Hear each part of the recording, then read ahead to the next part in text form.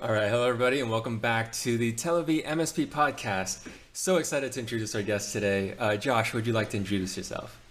Well, I thought you were going to do that, Jeremy. No. My name's Josh. Jeremy, thank you so much for being allowed and invited to take a part of this. My name's Josh Gossett. I own a managed IT company in Bowling Green, Kentucky, a little north of Nashville for you guys. Been in the industry about 20 years. Owned my company about 17. And I guess I'm here today because, like most of you guys, you're trying to figure out how do we get to the next level? How did we get to where we are today? All those things. I am the owner, but I also like to say I'm also the CEO and the janitor as well. So principal led seller guy. I understand that pain and frustration. Primarily, what I do for my MSP is all of the sales, marketing, biz dev side of things. So um, that's me in a nutshell, I guess. Wow, thank you so much, Josh. That's extremely relatable. I am a founder as well, and did my own thing for several years, and I totally relate the CEO and the janitor. I think a lot of our other MSPs will relate as well. Everybody, for me, hey everybody, I'm Jeremy, head of partnerships at Telivy, and we're an automated cybersecurity risk assessments platform for over 100 MSPs. MSPs like Halt Data Solutions, Triada Networks, and Level 5 Management love Telivy because MSPs use Telivy to run automated risk assessments to win new clients and provide quarterly reports to existing clients, help clients meet compliance, and reduce risk assessments that take 7-8 days manually to under 5 hours with Telivy, fully automated. All right, Josh, let's jump right into it. Can you tell us about CoreTech, the problems that you solve for your clients, and the solutions and services you offer? Yeah, so that's the word, right? I would like to think, and if you're listening out there, I'd like to think, even though we are all sharing this space of managed IT services, right?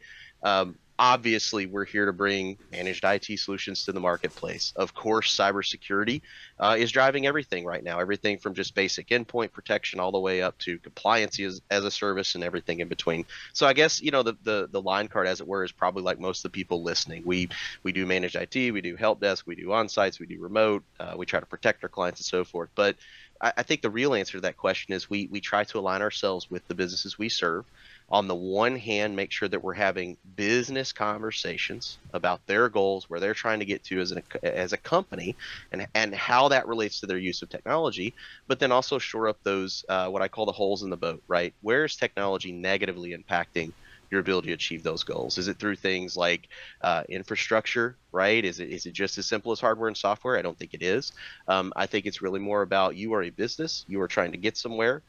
You have problems and you have issues, and there are implications to those issues, and that's what we try to solve through how we approach. I guess you could say a consultative approach to deploying IT solutions.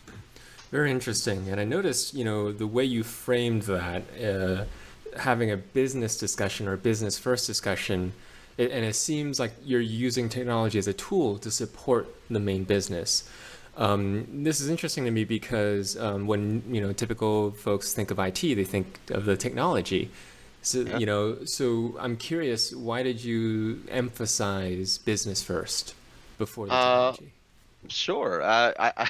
I think it's because of the common tie that binds probably yourself and maybe other people listening, and that is this, Jeremy. I've been in the industry, as I said, 2 decades thereabouts, and not one time in my whole life have I ever met somebody that was so excited about IT or so excited about cybersecurity. They jumped out of bed early on a Sunday morning and went, "Hey, come on! I'm so excited to go get sold IT services today. I can't wait to get that cybersecurity thing installed. Oh my gosh, let's go."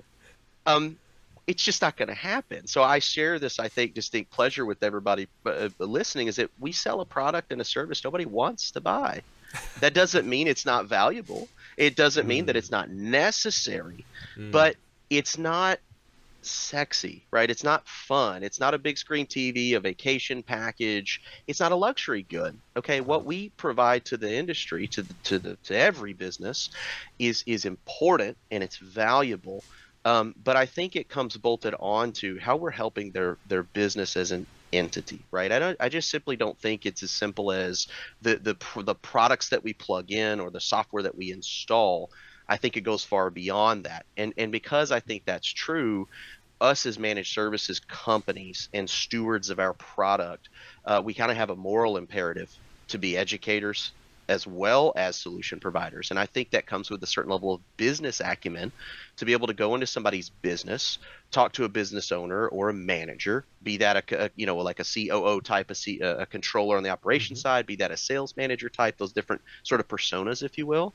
But I feel like in this day and age, as an MSP, you have to have the capacity to have a business conversation, to be able to make sure that what we happen to sell, because we just happen to sell IT solutions, is a fit for our clients in the way that they need them.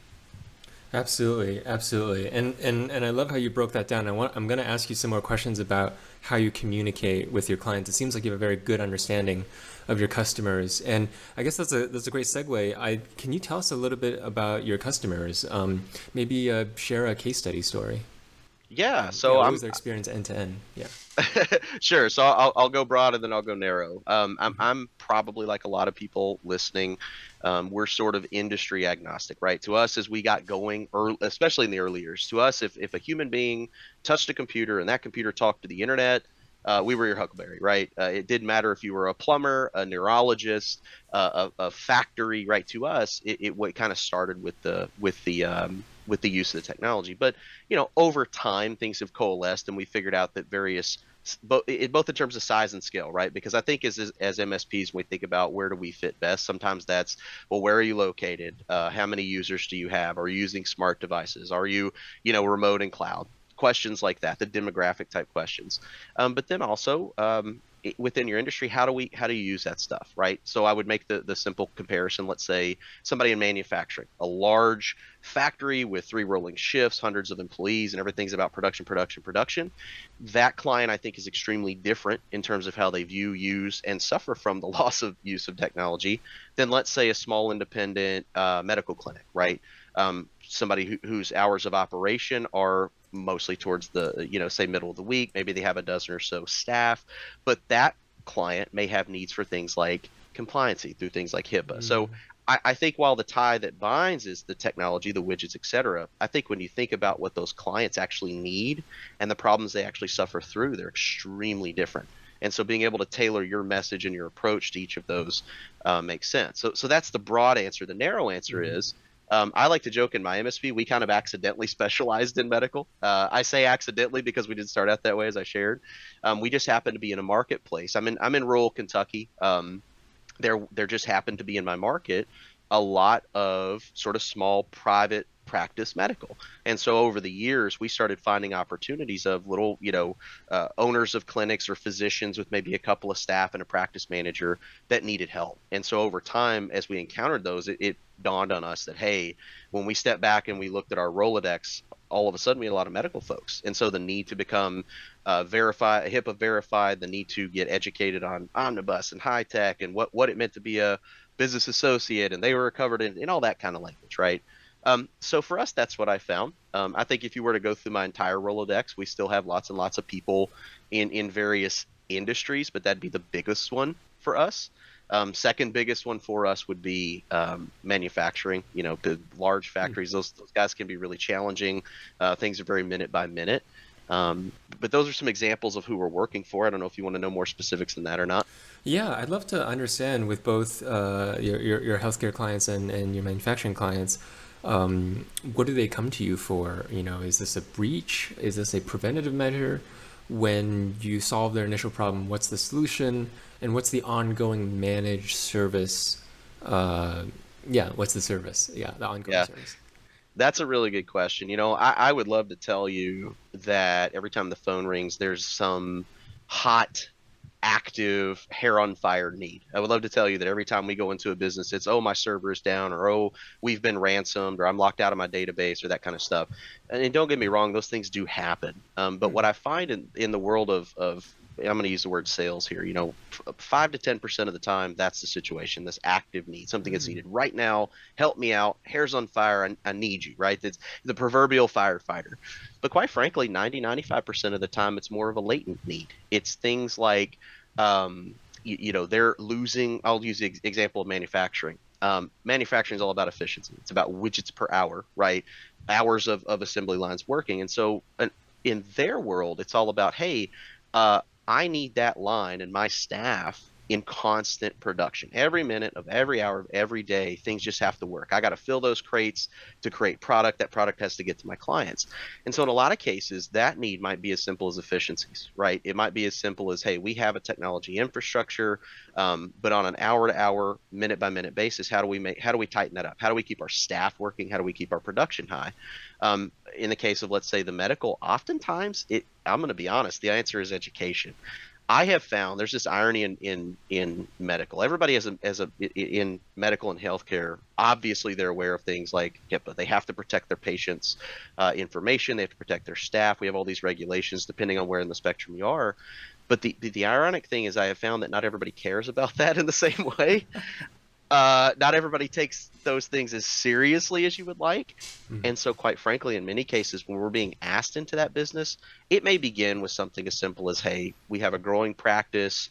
Our office manager, whose job title, by the way, is office manager, not IT pro, is getting saddled with the things that aren't working, printers not printing, scanners not scanning, internet running slow, all that basic stuff.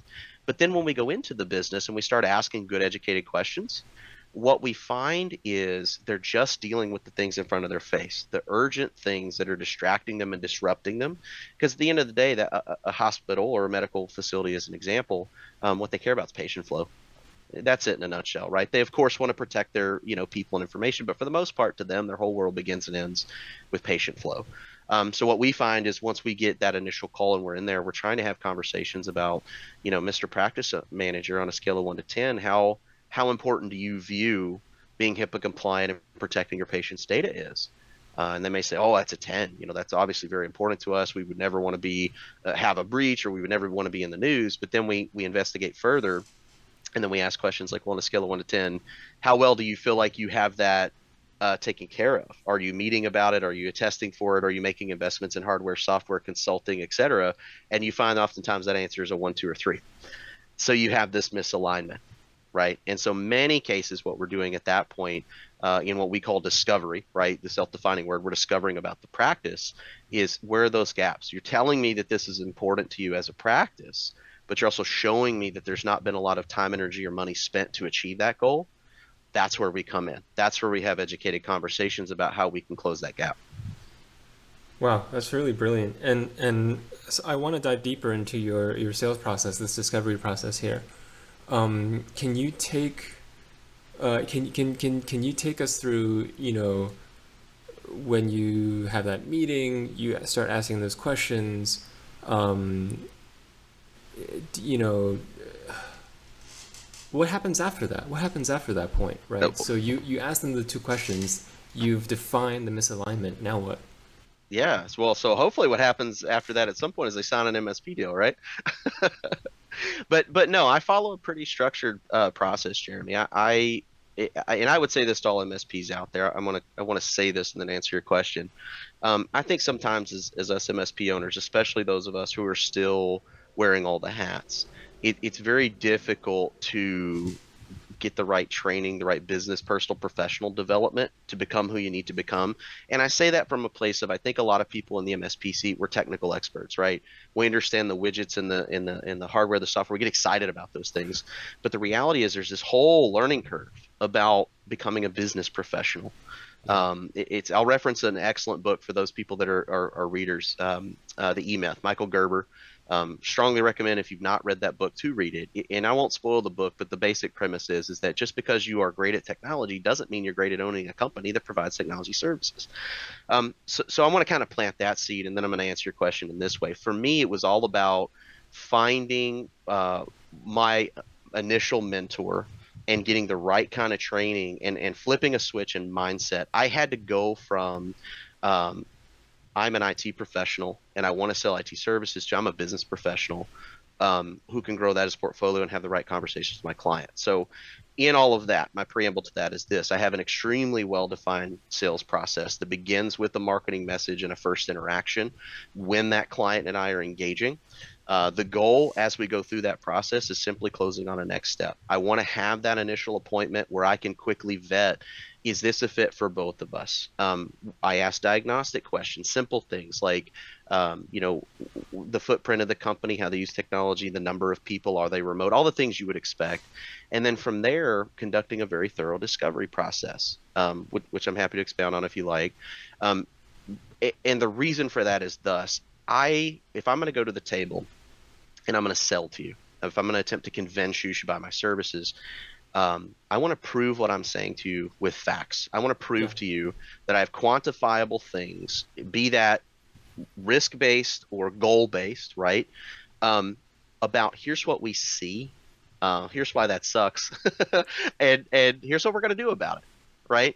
And then from there, it's just a matter of pitching them the right service that fits, um, and helping them understand that, at least for me, I don't know. I know there's still some MSPs out there that are doing old school IT, they're break fix or block time or whatever. That's fine. For me, I'm more interested in not being just a transaction, but aligning with that business as a legitimate partner. And I know trusted advisor, that's a phrase that gets abused a lot. I know you hear that all the time. But for me, it's coming to this person and saying, look, I want to come in and function essentially as your chief information officer. I want to be a Hmm. part of this business as it grows. I want to be part of the strategy. I want for you to be educating me about where you're going. I want to be educating you about what's going on in the IT space and be a part of that. So for me, that process is extremely defined.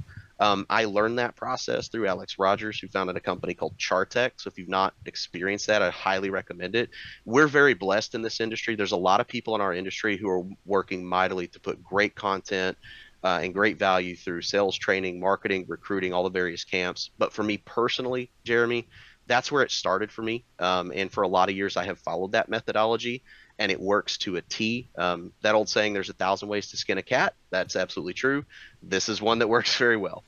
So for me, I made the decision, or I should say the admission, that my company was a sales organization first. And Mm. then I decided to commit to that as an idea. I have to, if I want to be secure as a company, I have to constantly be selling more. I need to be adding accounts. I need to be adding revenue. I need to be protecting against attrition. So to me, that was an important problem to solve. I solved it about 10 or 12 years ago, and I've never looked back since. Wow. I think that if you put that in place, something that you can follow, shall we say, religiously, start to finish, this step and then this step and then this step, for sales and marketing, it's no different than what we expect on the operation side. We expect when we deploy a server, that happens the same way every time. When we deploy a firewall, that happens the same way every time. When I launch a software or do a platform upgrade, that happens the same way every time. I think you should apply that same thinking to your business as it relates to prospecting, sales, closing, and objection handling. Wow, that's incredible. And you just mentioned that you hit the sales milestone in terms of like learning or experience, right? 12 years ago. I understand that you founded Cortex 17 years ago. I'm going to ask you about Mhm. that later. Yeah. I'm gonna try to remember that. I really want to ask that. But jumping back to a point you said, I want to show the client what sucks, right? Those one out of the three things you want to show them. Yeah. And with facts, this is very important. With facts, quantifiable facts, how do you do that from a for an MSP, right, who's listening right now? They also want to do what you do. They want to show with quantifiable facts. What is your process like? Do you go in and you do it manually? Do you use tools? Do you run risk assessments? Do you ask questions and then sort of use that? Or yeah, how do you do it? Yes, yes, and yes, Jeremy. And so, excellent question. Very happy to answer that. When I heard you at the beginning, talking about a tool, all right. So Mhm. here's in a nutshell how it works. For me, a discovery is a two-prong approach. Okay. The first prong is a highly technical one. I think there's no getting around that. We got to do the proverbial pop the hood and run the Yeah. 255-point inspection, see what the heck we're dealing with, right? That is absolutely done through the use of tools. Furthermore, it should be done with your technical resources. So if that's Mhm. you in your MSP, if you are the technical mindset, you are the technical expert, that's your job. And you come in with a at least one tool, but ideally more, right? And you get into the technical nuts and bolts as best you can. Survey everything on that network. Understand exactly what assets are we going to be asked to manage, where are they at in their life cycle, What problems exist, if any? And this is where we get into risk assessment. This is where we get into things like pen testing. Are there cybersecurity concerns right now today? Or through lack of maintenance, are there going to be cybersecurity concerns tomorrow? Basic things like, hey, how has patching been handled? How's Active Directory been managed? Have you checked on your backup lately? Okay, oftentimes we find that you just don't know what you don't know, right? You've heard that 1,000 times. Business owners don't know. Nobody's going in and popping their server and doing this kind of analysis. So that's the first prong. Highly technical. Evaluate everything you can about the hardware, the software, security, the rack, etc. But then the second piece, and the piece that I think is often missed, is what I call the business discovery. It's talking with the business owners about the issues in their business, good and bad. So yeah, you heard me say what sucks, but here's the other thing. You can have a positive version of that as well as a negative. I'll give you an example. A negative version is hey, we've got computers that are failing all the time, or we're having to restart computers, or the printer's jamming up. We all know that stuff. Those things Yeah. suck. We're going to find a way to fix them, and so forth. What I don't think gets as much attention is what about the positive side of that? What are your growth goals, Mr. CEO? What about do you plan to expand? What about how are you handling onboarding or offboarding of employees? What happens when somebody comes into your business and is giving access to your data? What happens when they're asked to leave or exit the company? Do you have a process for that? Are you having conversations about disaster recovery? I talk to a lot of people that understand data backup. That's an easy one, right? Our customers have data. They don't want to lose it. And should they go looking for it, they need to know where to find it. But what about the conversation of disaster? What do we do when the worst should happen? What do we do when that server fails? What's the plan for, hey, we got to spin the server up and get to it. We've got to get our employees back to work. We've got to be able to access our financial software to do payroll next week if our, Wow. if our basement floods, things like that. So I know it goes beyond just, again, the technology. You need that stuff. You need to be able to prove through data, facts, figures, risk assessments that Mr. Business Owner, here are the problems as we perceive them today, and here's what we're going to do about them. But the other conversation you have to have, and by the way, Jeremy, this is done through asking questions more so than dictation, okay? When I go into a business, I am in student mode. I am there to learn. I am there to ask questions. I'm not there to educate. I'm not there to blather on about how great my response time is, or how smart my technicians are, or how fast I respond, or how clean my invoices are. Listen, if you're talking about that in 2023, those are, look, that's it's old school stuff. You should not be bragging about that stuff. That should be baked in. But to be able to come in and ask the right questions for each of those people in their business roles and inviting them to share with you, that's the secret sauce. Because you take the technical factual data, you take the business conversation, which by the way is where you build posture, it's where you build trust, and it's where that prospect decides if they like, know, and trust you. Right? Sales 101. People buy from people they like, know, and trust. That's how we achieve that. If we achieve that in discovery, we then come to the closing table with the formal presentation for services. Wow. um, yeah, I agree with all of that. And I really appreciate how you broke all of that down. I think that these are things that, especially for technical people, might be difficult to hear, but I think you're right. And I have a technical background. I was the same way. I had to learn to put the business first, become a salesperson, empathize with the customer, build trust with people, right? So I'm curious about your journey because we alluded to this earlier. So 20 years experience in IT, 17 years founder of CoreTech, and you mentioned 12 years ago something happened. I'm curious about that point in time. What happened? Yeah, absolutely. And I have a thought, and then I'll answer your question. First of all, Jeremy, I applaud you for seeing that, but I want to be deliberate in sharing this message with your audience. Your business, your MSP, must become capable of having these conversations, must become capable of effectively selling. That doesn't mean it has to be you. What I would challenge everybody listening to think about is, instead of this idea of, if you want something done right, do it yourself. I would challenge you instead to think, if you want something done right, find the best person to do it. If you are looking at the challenge of becoming the sales professional, becoming somebody adept at discovery, if you're an introvert, if you're not somebody who the top of your knowledge set is people skills or soft skills, I'm not telling you you have to become that person. What I am telling you is I strongly recommend you find that person. Okay. It's absolutely the case that if you own your company, you can be the best technical resource who knows that side of the business. But be honest with yourself, draw your organizational chart as it sits today and draw it as you'd like for it to look in 12 months, 24 months, 36 months, and draw some empty circles up there. What positions would you like to fill if in your heart of hearts you recognize, hey, I could not do that, or it would take too much of my time to become that. So I want to part with that thought and then set it down. Yeah, like a lot of people, I how I started my journey is I was actually in college. So here's where the 20 years thing comes in, because hopefully I don't look like I'm that freaking old. Um, my first real job, I was 19, 20 years old, somewhere there, and I was working at a big box retail store selling computers, fixing broken things, right? And at that stage in my life, I love technology. Room with a couple of guys in college, we used to build computers in fish tanks and cardboard boxes, and just because we could, we'd have 5 or 6 of them. We'd be playing EverQuest. I mean, we were nerds. Okay, that's who we were. We loved computers. And so we got it in our heads, like a lot of people, that hey, because I love computers, I'm just going to start a business that does that. And also, like a lot of entrepreneurial spirited people, which I think that I am, and probably many of your audiences, I had to have a job where I worked for the man to learn those things. And so while I was in college, I did that. I worked for somebody else. I learned a lot of what not to do, right? But the biggest thing that I learned that the retail business wasn't the service business.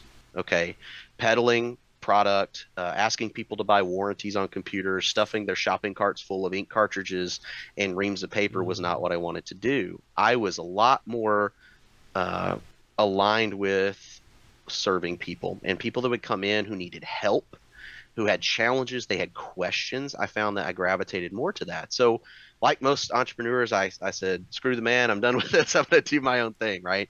So, actually, how I started back in 2006 was the year it was formal. I had a little break fix computer shop. It was me and my business partner. He worked with me at the time. Fun fact of the day. So he worked there about a year before I did. I got this job. We were in college. He tried to get me fired in week one. He decided real quick he did not personally like me. And that was mostly because later what made this work and what has made it work for 20 years is that he was that operations person, that fact driven person, that for you disc personality aficionados, he was a high C personality. I came in, new kid on campus with an attitude, kind of sales demeanor. So we clashed immediately. But we figured out over the years, months into years as we worked together, there was a synergy there. There was nothing I couldn't sell and service, meaning the conversation with the client, and there was nothing he couldn't fix. And so we said, hey, Mm. with our powers combined, we're going to start a company, right? And so we did. But for the first handful of years, Jeremy, it was just that classic break fix model. It was he and I in a little sardine can, a little 300 square foot office. We did service calls for little old ladies in their home. We made all of our money popping in RAM chips, installing, Norton antivirus and plugging up computers. It was not glamorous, but that was the biz. It was that business model that if you link back to like the .com era, your Circuit Cities, your CompUSA's, your Computer Renaissance, that was the biz. You and probably nobody on this call needs me to tell you that that business model largely went by the wayside through the early 2000s, right? So we had to, as a function of survival, move away from um, residential, right? And just break fix $20 here, $50 there, $100 there. That wasn't sustainable. And so, 2, 3, 4 years into business, we started doing business services, but we were still break fix. It was still like, hey, instead of selling one computer to Meemaw, we were selling 10 computers to an accounting office, as an example, right? But then it got more, we just found organically we're getting more and more opportunities, and the networks got bigger and scarier. They got more complex, and that sort of forced our learning curve. We had to go from the Jedi Grandmaster of the desktop to somebody that understood networks, right? And that's a learning curve. And that was okay until about 2010, 2011, somewhere in there. And then somebody one day uttered this phrase, managed services.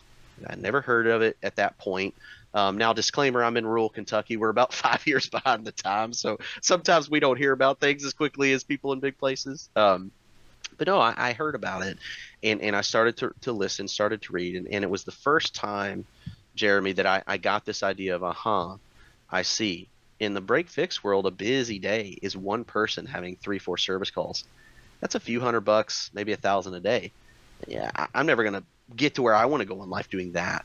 And when I learned about things like MRR, right? When I learned about things like automation, when I learned about things like, oh, wow, look what one person can do on a help desk with the right tools in place. Look how much more we can expand beyond the individual. That was the first time it really became clear to me that this business was scalable, right?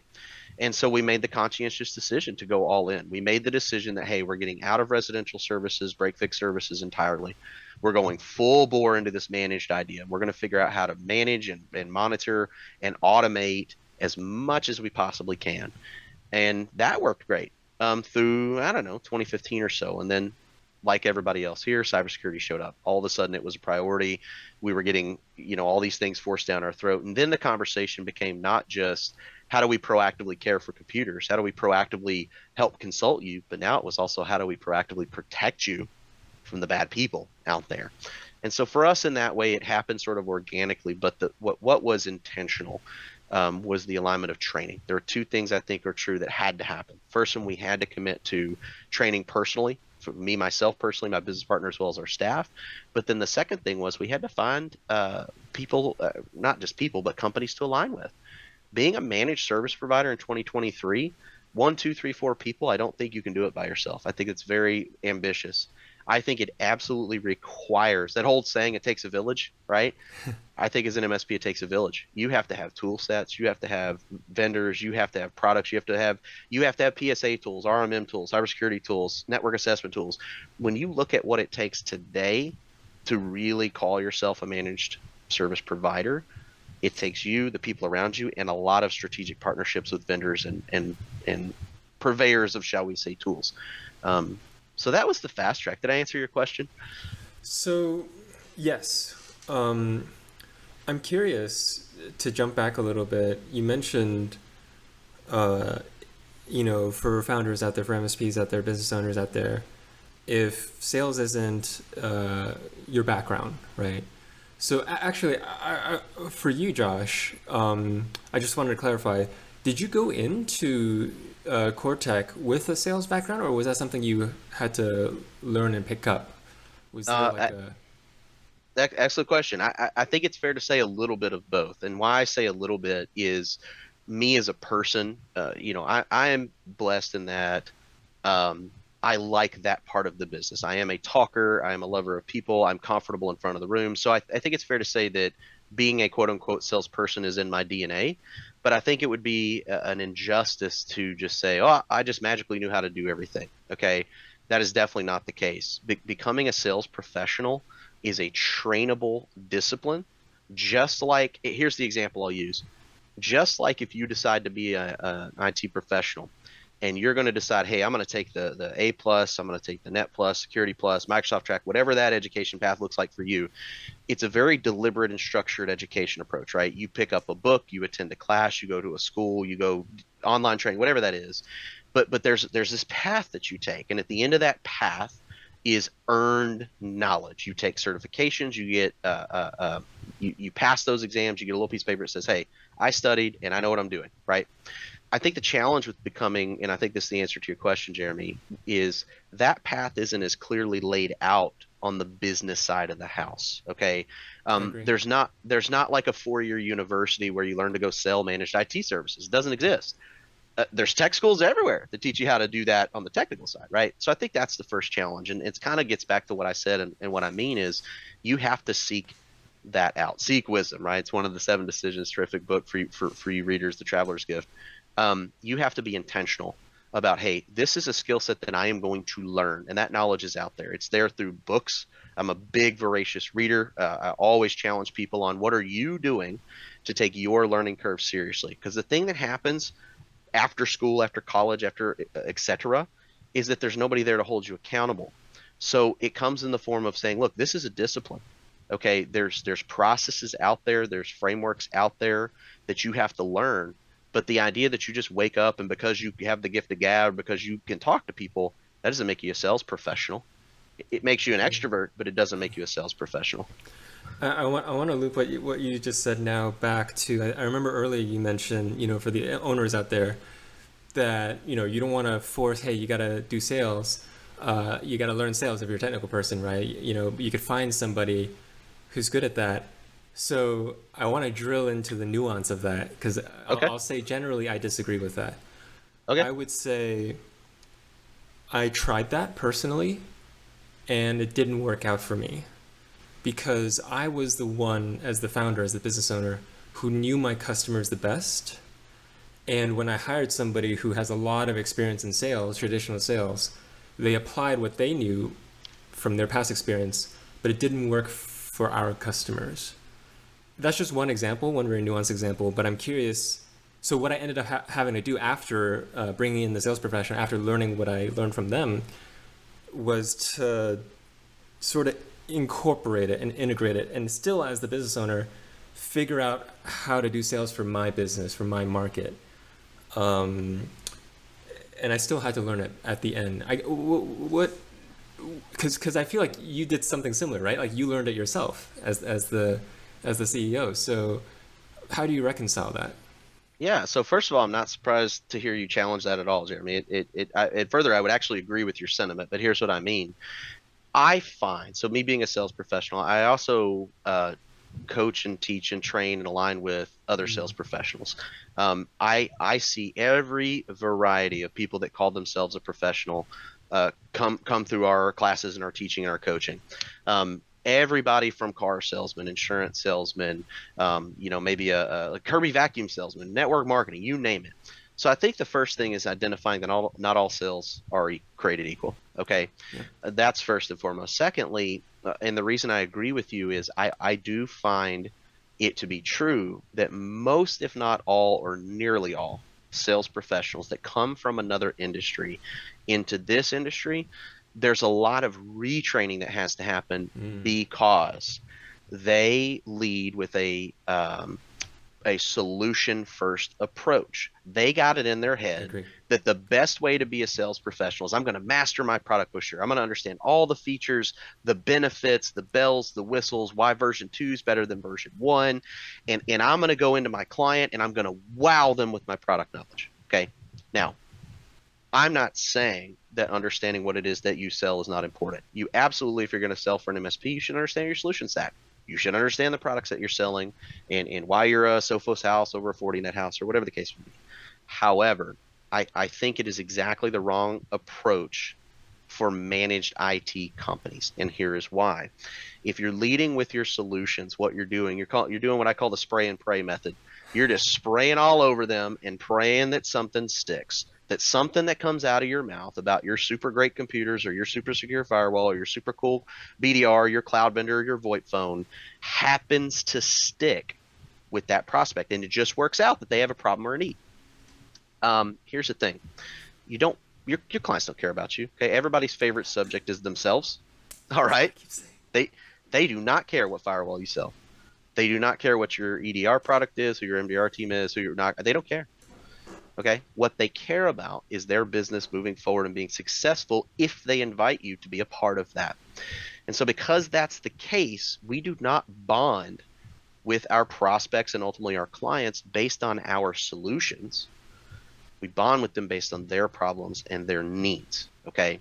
So I agree with you because if you come into this thinking, hey, I know so much about technology that I'm just going to wow my prospects, to be honest with you, Jeremy, I find that oftentimes that actually gets in the way of you being successful selling managed IT. Now, disclaimer, if your business model is if you're a VAR or a reseller or you're selling product or you're doing projects, low voltage stuff, access control, security cameras, cable pulling, by all means, it's price competition, it's a commodity, go get it.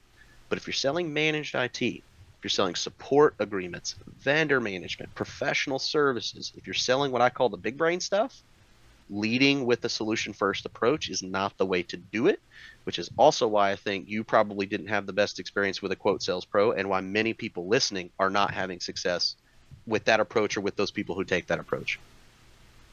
Yes, 100%. Yeah, thank you for explaining that so eloquently. I could hear the coaching come out in your explanation. Um, I think I've been talking to several MSP owners on the podcast, and one common thread I find is this empathy, understanding the customers, customer first, their business first, like you mentioned. I also wanted to note that the way you lead with the customer is you ask questions, right? This goes back to what you were talking about, the questions that you ask, asking the right questions. I've so many questions, but I gotta pick and choose what I ask you because there's so much here. I want to ask you about coaching, and I want to ask you about your mentors in your Okay. journey. So earlier when you were talking about learning, you said you mentioned finding mentors. I'm curious you know if that means that you maybe had a mentor in your career, in your journey, and how did that impact you, and why do you do coaching now, and Uh, what's that like? that's an awesome question, Jerry. I'm happy to answer that. So first of all, I've had a couple of mentors. I'm somebody, okay. I'm gonna organize my thoughts here. I'm gonna choose to answer your question this way. First of all, I think every person you encounter every day has something to offer and something to teach you. So I think it very much begins with an attitude that, hey, if I want to grow and learn, I have to encounter and experience people around me, and I have to listen to where they've been. That old saying that experience is the best teacher, I don't agree with that. I think other people's experience is the best teacher, and I think in this very short snap of a finger life that we live, reinventing the wheel or starting from ground zero is too much for the average person. That's the essence of a mentor. Somebody you know or somebody you should attach yourself to has been where you want to go. They've learned what you need to learn. They've gone through the lumps, the challenges, the losses, and you by aligning with the mentor can shortchange that. Okay. I shared with you my good friend Alex. He is my mentor in managed IT, has been a great person, founded a terrific company. But I've had other mentors as well. I have a public speaking mentor who, when I first got going in this, I joined a terrific organization called Toastmasters. Toastmasters. Yeah. Okay. So if those of you who are afraid of like, I don't want to present, I get nervous. If you're the sweaty, shaky type, go look up your local Toastmasters chapter. It's very, very inexpensive to join. The time commitment is low, and it's a perfect place to practice becoming a professional. Speaking is their context, but it translates, I think, to presenting and selling. So that was somebody, and I'll share with you a piece of advice that was given to me actually very early on. His name is Dale Smith, wonderful human being. He's a published author. In fact, he knows Zig Ziglar personally. Pretty cool guy. Um, he early identified. We met, and I was excited and charged up, and I'm trying to drive my business forward, and that whole take that whole excitement on fire is better than motivation on ice approach. And we did some speeches, and he identified very quickly. And Jeremy, something he said to me early that has stuck with me for years was he said, Josh, it's clear to me that you're great at talking at people. What you need to learn is to converse with people. And it's one of those multi-million dollar comments that just got seared into my brain that has always stuck with me. Okay. Anyway, I digress. Absolutely, you should intentionally seek mentorship. Okay. Somebody, again, has been where you want to go. That could come in the form of a sales coach. It could come in the form of an IT trainer. It could come in the form of public speaking. It really, let's say it doesn't matter, but there's a lot of, shall we say, seats at your boardroom. If I were to use this metaphor, think of it like your board of directors for your personal professional development. I need somebody in business. I need somebody in IT. I need somebody in banking and investing. I need somebody in et cetera. Fill in the gaps that make sense for you. But I think intentionally seeking mentors is one of the most foundational things to personal professional development. And I think everybody should actively be doing it. 100%. And I just want to tie back, what you said about not talking at people, but conversing back and forth with someone. I would interpret talking at someone as what you mentioned before. Oh, we have this cool tech. Hey, look at these new features, right? New product update. That kind of presentation I consider as talking at someone. That conversation, again, is asking questions, right? Talking about them. Um, Gosh, what's the story with Toastmaster, by the way? I'm very curious, right? Because my understanding of Toastmaster, it's a place where you practice public speaking skills. Just listening to you right now, you're an amazing speaker. Like just how Thank you you. explain things, and it's hyper clear, hyper precise. Was that not always the case? Like, why did you join Toastmasters? Like, yeah.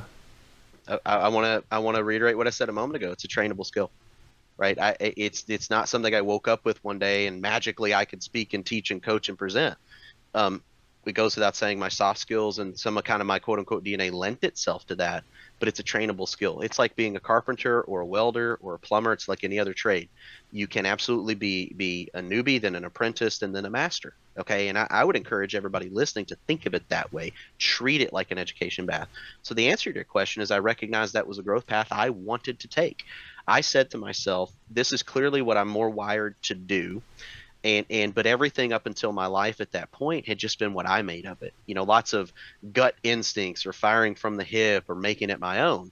And don't get me wrong, I think there's a place for that. I think there's a place for having your persona, being authentic. I'm big on authenticity. Don't be somebody else. There's only one you, so be you. But it was an intentional decision because I recognized I needed to be in a place where I could hone those skills. So, further to answer your question, fundamentally, Toastmasters is two things. It's a public speaking organization, but also a leadership organization. Because when you become a part of it, you also become a part of clubs, right? So you can serve as in various roles, speakers, presenters, what they call topic masters, evaluators. You can serve at the local, area, regional, district, state, national level. So you get that being a part of something bigger than you effect, and many people go to it for that. They don't have a great opportunity to learn to become a leader and to learn to maybe you don't have a collaborative environment readily available to you. So on the one hand, that's a safe place to go. The second hand, and you said it, and I agree, it's a place to practice. I'll use the same word that Dale used, my mentor, my speaking mentor. He referred to Toastmasters as a laboratory. And I think the word is the best possible word because it's a place to experiment. It's a place to go where you are safe to fail, where your paycheck or your job is not on the line. You can try new things, you can stumble and fall, you can see what works and what doesn't, and you're surrounded by people who are there with the same goal. So it's a safe space to get feedback. I think that's something that's missing in education. Mm. Structured, personal, actionable feedback so that you can intentionally and inherently grow and develop. Yeah, 100%. I totally agree with that. I think I wish feedback or learning how to listen to feedback was something that I learned in school instead of out in the world and made the mistake there. But I eventually learned it. I think a lot of our business owners can must have gone on a similar journey there too. I just want to reiterate something. There's no comment. I'm not adding anything to this, but you saw something that blew my mind earlier, which is the most valuable experience isn't your experience, but it's other people's experience. I'm actually curious, what other person's experience affected you personally the most, if you feel comfortable sharing? Sure. So I think that the way I'm going to choose to respond is first of all, I do look for and constantly look for I'm going to answer your question two ways. In a professional capacity, I'm always looking for who's the person I want to model after, who has the business I'm trying to become, who has the skill set or the lifestyle or the income or the time freedom. If I see it and I want it, rather than like coveting that or rather than being like egomaniacal about that, I'm attracted to that. I want to understand how that person has that thing that I want because I believe in the notion that if you want to have more in life, you first have to do more, and in order to do more, you first have to be more. So that's my answer in general terms. But specifically, I think like most people, I look at like my mother and my father. Nobody, you can't get past the fact that in your life, we're all raised, right? We have some family experience. I think the sad truth that in modern day America, most of those home lives now are more challenging than they were maybe 50 years ago. But that's not the crux of the conversation. But I look at like my mom and my dad, both of whom were loving people, but I will share with you, Jeremy. I didn't have that nuclear family household. My parents separated and divorced very early for me in life. Both got remarried and did it again, and a lot of stuff to say this. Home life, personal life, upbringing was very tough. I lived a life of having most of the things I needed, very few of the things I wanted. I have a wonderful Nana who's my grandmother who was very rearing, but the reality is this, Jeremy. In many ways, I had a handful of lessons about what to do or who to be. I'll use my mother as an example. She's an eternal optimist. Okay, there's nothing I ever did in my life. There was never a day where my mother wasn't at least encouraging. Right? She was always supportive of the things that I did. But if I'm being honest, she was also very absent. The reason she was absent is because she had to work. She was a single mom for a lot of years. She had to provide for two kids and that whole story, right? My dad, on the other hand, his favorite sport was not raising us. He preferred not to play the role of dad. Now, don't get me wrong, I love my dad, but he provided me an excellent example of the type of father specifically that I really didn't want to be. Okay, that doesn't mean there's anything bad about him. He lived his life on his terms. He does things his way and he has happiness. But between my two parents, I was able to say, hey, I don't want to be like my mother in that she was forced to constantly be away from her two kids who she would love nothing more than to raise. And further, I don't want to be my father who had the option and the choice to be an engaged father, to be, shall we say, a providing man of the house. So, in a lot of ways, Jeremy, the answer to your question is I got the Encyclopedia Britannica on what not to be. Not so much awesome role models in the house. Now, I say that with the asterisk that I chose to look at anything you would colorize in my life as a struggle. I made the conscientious decision as I grew up to ask myself, what can I learn from this? How can I grow from this? I have zero patience for and zero respect for victimhood mentality. I can't stand people who function that way. If you're a crybaby or a bellyacher or life happens to you or why me or woe is me, I can't stand those people. I don't want to be around them. They sap my energy. So I say that to say this. I made the conscientious choice to look at how I was raised and the people around me, and I chose where the lessons were there. Hey, I want to take something from this. I want to learn my mother's endless encouragement and something that resembles career martyrdom, right? Working to the bone. But at the same time, it also taught me, Jeremy, that I knew that I wanted to be present, for example, in my daughter's life. My daughter is my why and everything. She's my world, the most important thing to me. She's the reason that I have ever done anything.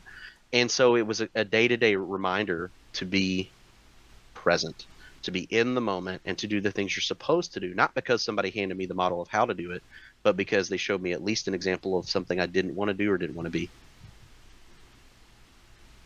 Wow. Uh, I'm speechless. I don't have anything to say to that. I'm just gonna let that absorb. I do want to end on this topic here of coaching. Um, so, what kind of coaching do you do? And why is that important? Well, that's how long do you have on the podcast, Jeremy? Because I feel like just talking to you, like we've learned so much, right? Whether it's technical, business, or just from your experiences. Uh, and I feel like I feel something, and I don't know what it is, but I feel like it's going to impact me. It's indigestion. Take some Tums, you'll be fine, buddy. Yeah. But yeah. Yeah, I'll answer your question, I think, succinctly. So, specifically speaking, Jeremy, where I've honed my skills and what I do in the industry and the channel is specifically in sales, prospecting, and closing. Now, I've got some, I don't know, expertise is a strong word. I'm a very aware person when it comes to marketing, but everything I do in a professional capacity really is about a sales process, right? It's a sales funnel, I think is the answer. How do I have those first initial steps with the client? What conversation do I have when I'm in front of that prospect? How do I guide that prospect to the next steps and get their permission, posture up such that they share with me? And ultimately, Jeremy, ultimately the answer is I teach people how to close deals. I teach people how to handle objections. I teach people how to ask for the sale. Believe it or not, there's a lot of great presenters out there that are terrible salespeople because they don't know how to close. I see people that talk themselves out of sales every day of the week. So succinctly, it's that. If you want something more personal from my bag of tricks, I'm also a TTI Success Insight Certified DISC consultant, DISC. So if you're not familiar with that, it's a behavioral assessment. If you've ever done like a Myers-Briggs or a Strength Finders, one of those kind of things, it's a lot like that, but it's very business practical. It's kind of grown into a passion for me, and I'll at the risk of sounding like this is a commercial, I'll just simply say this. DISC is a tool to assess human behavior, how we communicate, and the environments in which we're best successful. So let me translate that to business. It's a way for me to work with somebody, Jeremy, like yourself, and through a DISC personality assessment and getting to know you, Hmm. where are you best suited in a business? Are you, is your DNA programmed to push your brand forward? Are you what we would call like a high D personality, dominant, driving, pioneering? Are you somebody that should lead your company forward? Or are you more of a passive personality? Are you more of what I would call a high C personality, a compliant personality? You're better with process and procedure. And are you the person really that should be keeping the Interesting. house in order? Right. And then in the middle, there's the people. So you have task oriented people and you have people oriented people. People oriented people are in the DISC model, it's INS personalities. They're people who are nurturing, they're loyal, they're good listeners, they're in tune with the relationships that we have both in our businesses, but also with their clients. And I say all that to say this: what I have found as a professional all these years is it's a terrific window into the human part of our business, and Yeah. allows us as business owners to take inventory of ourselves, become aware of how do I best communicate and how do I best receive communication, and therefore where do I best fit in my business? It's like it's an Einstein quote. I'll butcher it. I'll get it close though. It's more or less this idea, and by the way, it's also my indictment on public education. We won't go there, but it's this idea that We have a everybody lot in common. is well, good. Hopefully, we'll do this again. But it's this idea that everybody's born a genius, Jeremy. But if you judge a fish by its ability to climb a tree, it'll spend its whole life thinking that it's stupid. Okay, now I'm close on that paraphrasing. You can probably Google it. But I think it captures the essence of what I mean. I think when you as a business owner can step back and understand how do I communicate, where do I best fit, what's my best environment, should I be in a tree or in a bowl of water, so to speak? Back to the metaphor, right? That's where it starts. Because then you as a business professional, you can say, okay, this is the best environment for me, either around lots of people or away from lots of people. Here's the best environment for me, filled with lots of tasks where my attention to detail is not quite what it should be. And then from there, that gives you the ability to adapt and to learn, hey, how do I fill those spaces? Because here's the thing about communication. I'll leave it with this. In our business and in life, we're all communicators. That's the point of this, I think, is how do we grow our brand? How do we get to where we're going? The challenge with communication is thus: communication is done on the listener's terms. And I think, quite frankly, that gets to the crux of your question a moment ago. These salespeople who weren't successful, it doesn't matter what your message is or how strongly you're convicted about it or how you choose to convey it, if you don't know how to involve your listener and for them to receive it. And that's the part that's missed. And I think that when you combine all the things we do through coaching, training, teaching, processes, tools, questions, when you put it all into a blender and pour it out, that's what it is. How do I best articulate? How do I best communicate with my prospects to get them to bond with me and agree that we should do business together? I feel like we could do a whole other hour just on the coaching aspect. I felt like that dumb fish for so many years, and I don't know if I really had anybody to show me the water. I kind of had to find, the ocean. I understand. Figure it out. I mean, and I've just been climbing that tree, trying to find the ocean. Wow. Thank you so much, Josh. So last question is, as we head out, who should reach out to you? What's the best way to reach you? Yeah, so I would love to think I'm a resource for anybody in the channel. I don't know everything, but I have been there and done that. I always like to tell people, look, I've never walked a day in your shoes, but I've walked a similar path. And so if I can be a resource to you, I would love to be. And if I don't know the answer, I'm probably 1 degree of separation from a relationship with somebody who does. So in that way, I'd love to connect. All the obvious stuff, right? You can find my company, Cortec LLC. You can find me on LinkedIn as well through my coaching stuff with Chartech at chartech.net. Listen, however you can find me, Jeremy, I'm also fine if you share uh, my contact information. But the reality is this: I'm a big believer on what you put out into the universe comes back to you. I think we all have a moral, ethical imperative to be a contribution mindset, and that's what I choose to be. So I'd welcome introductions, people of however I can serve and whatever value I can share. Thank you so much, Josh. And links will be in the description. I'm gonna sign off with this. So, MSPs who are listening, um, our MSPs use Telivy to win new clients and monitor their existing clients and help their clients meet compliance. So head over to our website, telivy.com, telivy.com, to learn more. Also, podcast listeners, if you like Telivy, tell us you came from the podcast. We'll give you 20% off the upgrade too. Thank you so much, Josh. Really, really enjoyed speaking with you. I hope I can pick your brain with another session, bring you back sometime real soon as well to go over your wealth of knowledge and wisdom and experience. Thank you so much. You as well, Jeremy. I'm honored and humbled. I appreciate you very much. Take care. Thank you. See you all next time.